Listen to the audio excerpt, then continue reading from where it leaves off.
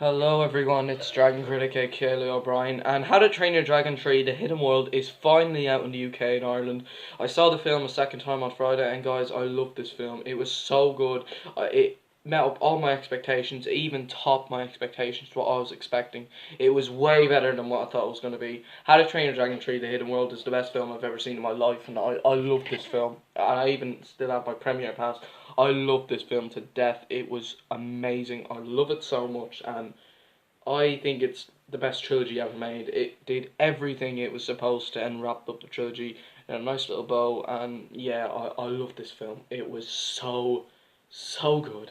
Now, today I'm going to rank the properties. And what I mean is I'm going to rank the films with the shows and the shorts. So we got a trilogy of films, two shows, and we got 4 shorts and the possibility of a 5th and final short film coming with the DVD release of How to Train Your Dragon 3 The Hidden World.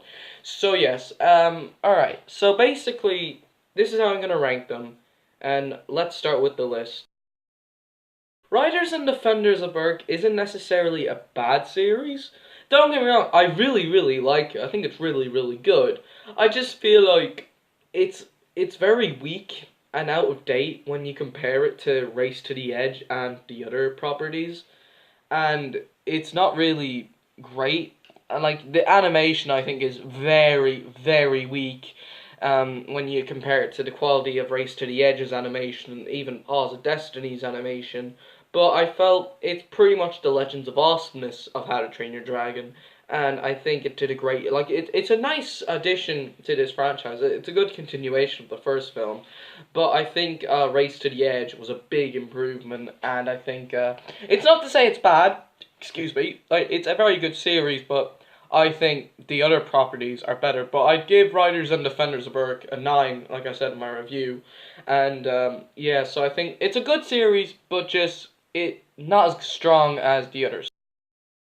Legend of the Bone Apper was the first short released for How to Train Your Dragon when the first film was released on DVD. It was partnered with its DVD release. Now, it's not bad. Like I said for Riders of Berk, it is really good. I just think it doesn't hold it much of a core as the other stuff. It kind of, I'll be honest though, it really feels like an episode of Riders and Defenders of Berk, especially in terms of like the plot. It is very funny when Gobber is telling the stories of the Bone Napper, and obviously the Bone Napper isn't real to the other characters like Hiccup, Astrid and all, but then, oh boom, he's real. And what I like about it is that it kind of did a great job. It kind of sets up Riders and Defenders of Berk in a way. But I think there's barely any Toothless. You only see him for the beginning, and that really sucked. And I think it needed a bit more.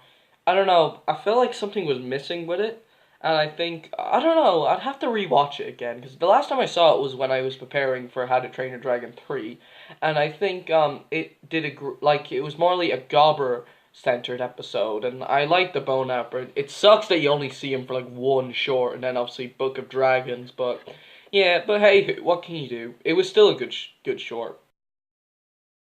Book of Dragons is also very good, and I love this short like really much. I think it's a great short. It explains the backstories of each dragon, how each species works, and how their techniques work, and I think that did a good job doing it. It kind of set it up like future properties and all, like where Hiccup and the gang will discover new dragons and new characters, and I think it did a good job with that. It was a big improvement over Legend of the Bone Apper, and I'm not saying they're bad. Like, I love every single property of this franchise, but I think Book of Dragons was a good, like a good backstory. It was kind of like Secrets of the Furious 5 a little bit, and it explained the backstory of like each dragon. Well, not necessarily backstory, but explained how you train them and how, you know, you had to pet them and such. But it was still a great short, and I think it did a good job like being its own like backstory. Dawn of the Dragon Racers is also very good. I really love this short. It's really entertaining. It's really good. It sets up Race to the Edge very well, And even the animation, where majority of it is a Defenders of Berk episode, it's still nice to look at for what it is, and you can tell they improved big time over the animation from writers and Defenders of Berk. And obviously when we get to see Hiccup, Astrid, and the gang is like 19 years old, that was really good, and it's nice to see them go off on their big race, and I think Dawn of the Dragon Racers was really good. It was a great short, and it set it up like Race to the Edge very well. It was kind of like the beginning of Race to the Edge, but it was a great beginning.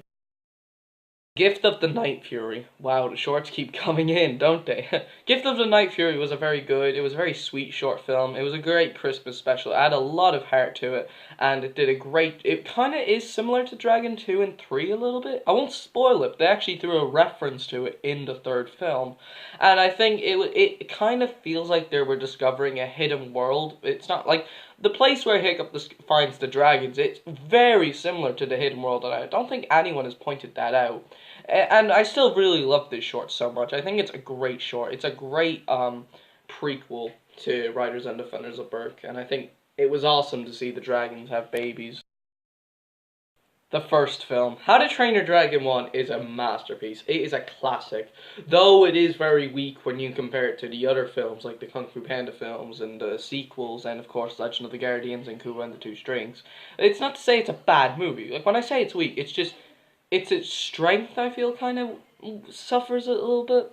I don't know, like, I don't know, maybe I just need to watch it again, but I still love the first one. It is a great setup for a trilogy. It's a good start to a main character's arc, and it did a great job beginning Hiccup's character, Toothless' story, everyone's story, and it was a great film released in 2010. It's just that when you compare it to Legend of the Guardians, the Alzagahul, it's just not as good. But they're still, I think they're both fantastic. I love both. I think they're both true outstanding masterpieces. Race to the Edge. Well, this is a phenomenal series. I love this series. This was a fantastic prequel to How to Train Your Dragon 2. This series did everything perfectly. It took Riders and Defenders of Berk and improved on it. It even took Legends of Awesomeness and improved on it. This series was so good, and I don't have much words to describe how outstanding this series was. I love Race to the Edge. It was so freaking good. It was so fucking good. I love Race to the Edge. I adore it. That's all I can say. I love it so much. And I honestly don't want there to be a series set between How to Train Your Dragon 2 and 3, which I explained in my video when How to Train Your Dragon 3 was confirmed to wrap up the whole franchise. How to Train Your Dragon 2, what an outstanding sequel. And this is even better than the first one, and it beats all the other properties. And this is a great sequel. This is the best film of 2014 in general. I love How to Train Your Dragon 2. It was out fucking standing. I love it. I adore it. It's one of my favorite films of all time. It's one of my favorite sequels of all time, and I love it. It's a really dark and mature sequel.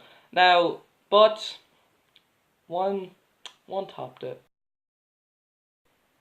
And you can guess what it is. How to Train Your Dragon 3 The Hidden World was even better. While not as dark nor as violent as How to Train Your Dragon 2, it was still really good. It was around the same tone as Kung Fu Panda 3, more lighthearted, but it had more emotional, heartbreaking moments. And I think The Hidden World was a great finale. This wrapped up the entire franchise wonderfully, though. It wrapped it up beautifully. The Light Fury was awesome, the villain was great. In fact, all the villains in this franchise are great. Now, I love the music, I love the ending. The ending is so emotional that you come out, oh, really sad that it's over. And even though, yeah, it sucks that How to Train Your Dragon's over, despite the possibility of a fifth and final short film set between How to Train Your Dragon 2 and 3. While I will admit, I don't want a series set between Dragon 2 and 3, mainly because I find it unfair since Kung Fu Panda wouldn't have a series set between Kung Fu Panda 2 and 3. I still think there should be at least a short set between How to Train Your Dragon 2 and 3. And hey, maybe it could be longer, maybe it could be like 40 minutes, although since a lot of DreamWorks shorts are only 20, it probably be around 20 minutes, but I still really want a short set between 2 and 3 upon the third film's DVD release. And I am gonna say it, but How to Train Your Dragon may be over. We may not ever gonna see it again. But guys, it's always going to be remembered. This franchise means so much to me, like the Kung Fu Panda franchise. It is so special, and it'll always have a special place in my heart. I'll always treasure it, I'll always remember it, and I love this franchise with a passion. I adore it. This series means very much to me, and I really love it. I'm always going to remember it. Sad to see it go, yes, but I'm always going to remember it. I love How to Train Your Dragon. I'll always remember it, I'll always rewatch it, and I'll always marathon it. And I'm definitely going to marathon it before the Blu-ray/DVD release of the third film. Guys, How to Train Your Dragon is outstanding, and I love this franchise, and I'm never going to stop loving it, and that's all I can say for my ranking of the films. Guys, I'll see you guys next time, and skadoosh, and that was my ranking for the How to Train Your Dragon franchise. Tell me what your ranking is in the comments below. Please like this video and subscribe, and I'll see you all next time. God bless everyone.